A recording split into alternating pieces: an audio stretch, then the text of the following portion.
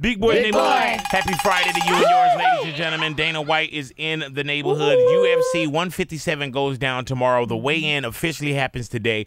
One thing I got to say to you, Dana, about UFC is that the fighters fight. They stay extremely active. And even one night of just UFC, the card, man, you get so much in one night than sometimes you get in boxing for a full year. Right. Yeah. Well, obviously, yeah, we're talking about, Ronda Rousey and Carmouche fighting the title fight. But co-main event is Dan Henderson versus Lyoto Machida. crazy. The winner fights Johnny Bones Jones. Dude, that right there is a headline pay-per-view. Then how about Josh Koscheck versus Robbie Lawler? That's going to be a war. And then you got Faber versus Menjivar. And that's on, is that free prelims? No, that's on the pay-per-view. Then if you go the free prelims, they're on FX. You can watch them live and free on FX. The main event on that one is it's Brendan Schaub and LeVar Johnson. Man, let me ask you this. Do you give bonuses for knockouts? Yeah. And So we give bonuses for fight of the night, the two guys involved in the fight of the night, best knockout of the night, and the best submission of the night.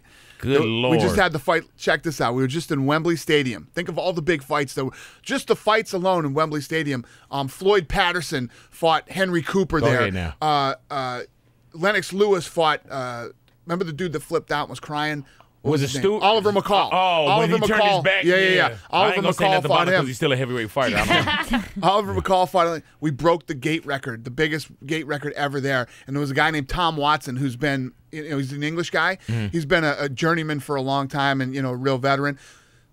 Fought Nedkoff, who's 12-0, and this guy's a beast. He beat him, and he literally fought the fight of his life that night, and he won both bonuses and won an extra $100,000. Oh my gosh, man! I'm in the right business. I don't want to get beat up for my money. You know what I love when I go to UFC, man. The $100,000 made him almost crazy for a second. Yeah, just for a hot second. Then I brought my black ass right back to reality. You know what's crazy? I go to the UFC fights, man. And that's one of those also where you guys don't have like fights in the audience. Right. And I'm glad because regular security couldn't stop this.